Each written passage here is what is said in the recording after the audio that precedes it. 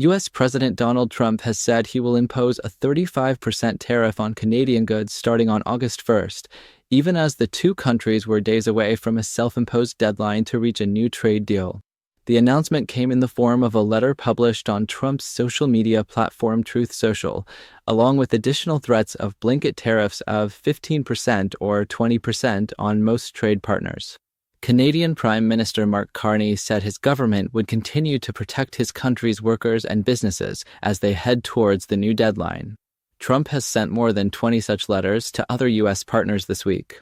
He also says he will soon announce new tariffs on the European Union.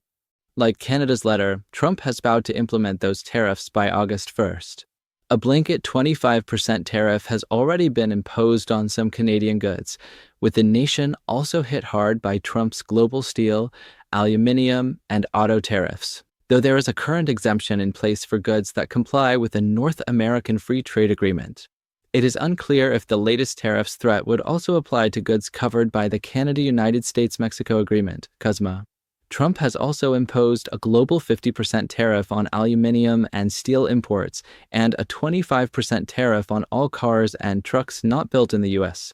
He also recently announced a 50% tariff on copper imports, scheduled to take effect next month.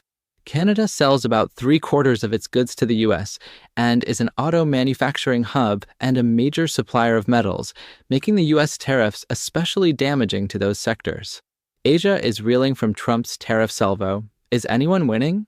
In business, indecision is killer. Canadian firms seek certainty in tariff war. Trump's letter said the 35% tariffs were separate to those sector-specific levies.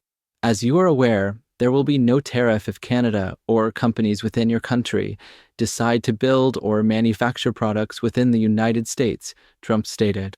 He also tied the tariffs to what he called Canada's failure to stop the flow of fentanyl into the U.S., as well as Canada's existing levies on U.S. dairy farmers and the trade deficit between the two countries.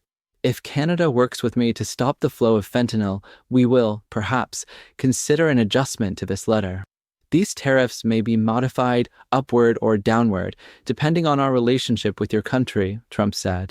President Trump has previously accused Canada, alongside Mexico, of allowing vast numbers of people to come in and fentanyl to come in to the U.S. In his response on X, Carney said Canada had made essential progress to stop the scourge of fentanyl in North America and that his government was committed to continuing to work alongside the U.S. to protect communities in both countries. According to data from the U.S. Customs and Border Patrol, only about 0.2% of all seizures of fentanyl entering the U.S. are made at the Canadian border. Almost all of the rest is confiscated at the U.S. border with Mexico. Earlier this year, Canada also announced more funding towards border security and had appointed a fentanyl czar in response to Trump's complaints.